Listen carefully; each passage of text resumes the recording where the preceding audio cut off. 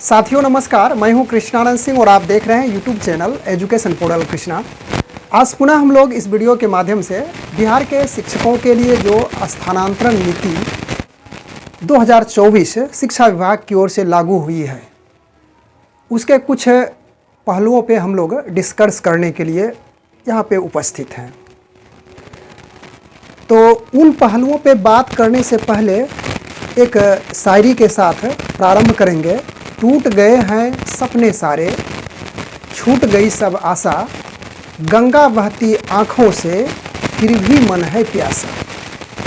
जब नीतियाँ लागू होती है, कोई भी बृहत स्तर पर कार्य किए जाते हैं, तो उसमें किन्हीं लोगों को कुछ परेशानियाँ हो जाती हैं, कुछ न कुछ लॉस हो जाता है और कुछ लोगों को इसका बेनिफिट्स मिलता है।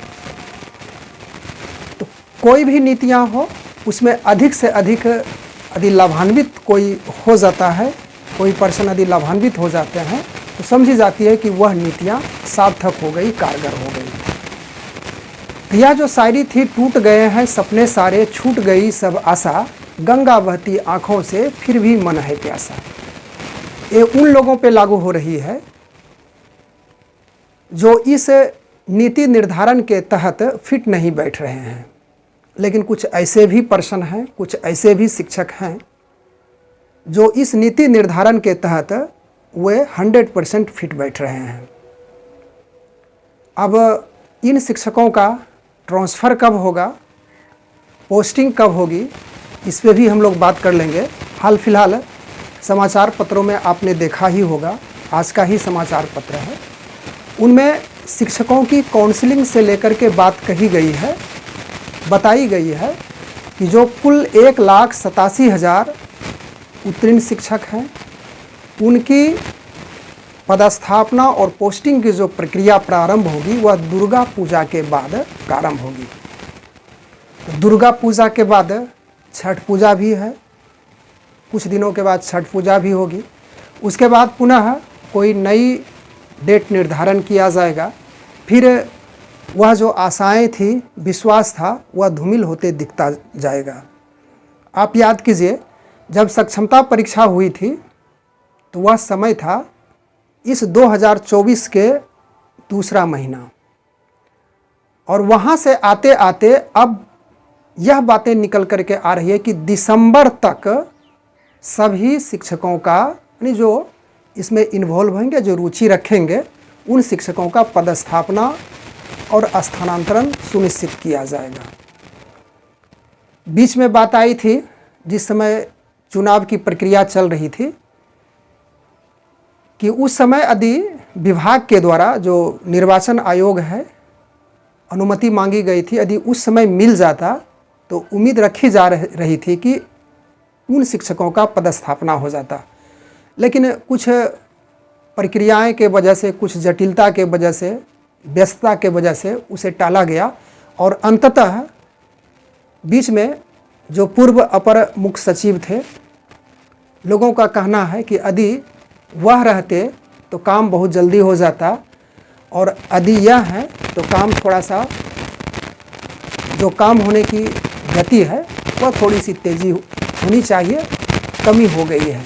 लेकिन दोनों का, कोई भी अधिकारी होते हैं तो काम करने की प्रक्रियाएं, उनकी सोच, उनका जो एक्सपीरियंस होता है, वो किस स्तर से काम करेंगे, वह दूसरे के अधिकारी या दूसरे अधिकारी का अनुकरण नहीं करते हैं।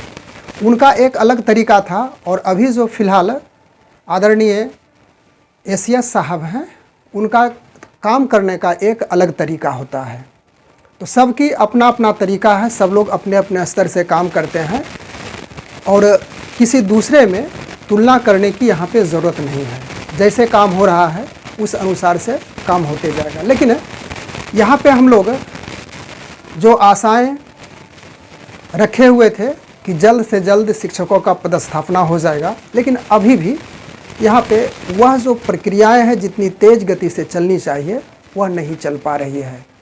1,87,000 शिक्षक सक्षमता परीक्षा दिए हैं, क्वालिफाई भी किए हैं, और उनकी जो काउंसलिंग की प्रक्रिया थी वह भी संपन्न हो गई। याद कीजिए 1 अगस्त से 13 अगस्त तक काउंसलिंग की प्रक्रिया थी, लेकिन उनमें 1,87,000 शिक्षकों में अभी भी लगभग 37,000 ऐसे शिक्षक हैं जो काउंसलिंग से वंचित हो गए। वंचित कहने का अर्थ हो गया काउंसलिंग के लिए गए, लेकिन उनके डॉक्यूमेंट्स में कहीं न कहीं कुछ न कुछ त्रुटियां पाई गई, जिस वजह से उनका काउंसलिंग रुक गया। और अब काउंसलिंग की तिथि के बारे में बताई जा रही है कि दुर्गा पूजा के बाद उस पर विचार किया जाएगा, सोचा जाएगा। बिहार विद्यालय परीक्षा समिति और शिक्षा विभाग के द्वारा मंथन किया जाएगा कि इसका नया शेड्यूल कब जारी किया जाए। तो विचार विमर्श किया जाएगा। हो सकता है दुर्गा पूजा के बाद छठ पूजा फिर है, तो उसके बाद भी यह टाला जा सके समय। तो अभी फ़िलहाल कहना मुश्किल है कि यह जो दिसंबर की बातें कही जा रही है कि दिसंबर में शिक्षकों का पदस्थापना हो जाएगा, तो यह थोड़ी सी यहाँ पे नामुमकिन दिख रही है। यह जो मेरा सेंस बता रहा है, मैं किसी के प्रति, किसी शब्दों के प्रति कटाक्ष करने का प्रयास नहीं कर रहा हूँ, लेकिन जो संभावनाएं हैं उस संभावनाओं को मैं यहाँ पे व्यक्त कर रहा हूँ। और इसकी जो काउंसलिंग तिथि आएगी, काउंसलिंग में समय लगेगा, उसके बाद शिक्षकों के द्वारा आवेदन लिया जाएगा ई शिक्षा कोष के माध्यम से। 10 विकल्प जो दिया गया है उस आधार पर विकल्प देने के बाद पुनः उनकी पदस्थापना का जो रैंडमाइजेशन की प्रक्रिया से जो बताया जा रहा है कि उसका जो सॉफ्टवेयर बनेगा, उस सॉफ्टवेयर के आधार पे उन शिक्षकों का रैंडमाइजेशन की प्रक्रिया से पदस्थापना होगा। तो जितना समझ रहे हैं बातों को, उस अनुसार से देखा जाए तो यदि तीव्र गति से हो, फास्टली हो, तो निश्चित रूप से दिसंबर तक, जो शिक्षा मंत्री सर ने बोले हैं कि दिसंबर तक उन शिक्षकों का पदस्थापना होने की उम्मीद है। तो यदि काम द्रुत गति से हो, यदि स्पीड बढ़ाई जाए, तो निश्चित रूप से होने की संभावनाएं हैं। लेकिन जिस प्रकार से आप देख रहे हैं कि जो स्लो मोशन में कार्य संपादित किया जा रहा है, उस अनुसार से दिसंबर महीने में यह कार्य हो पाएगा या ना हो पाएगा, यह अभी भी आने वाले समय में हम लोग तय कर पाएंगे। बस हम लोग इन्हीं बातों को लेकर के उपस्थित हुए थे इस वीडियो में। मिलते हैं अगले वीडियो में, तब तक के लिए धन्यवाद।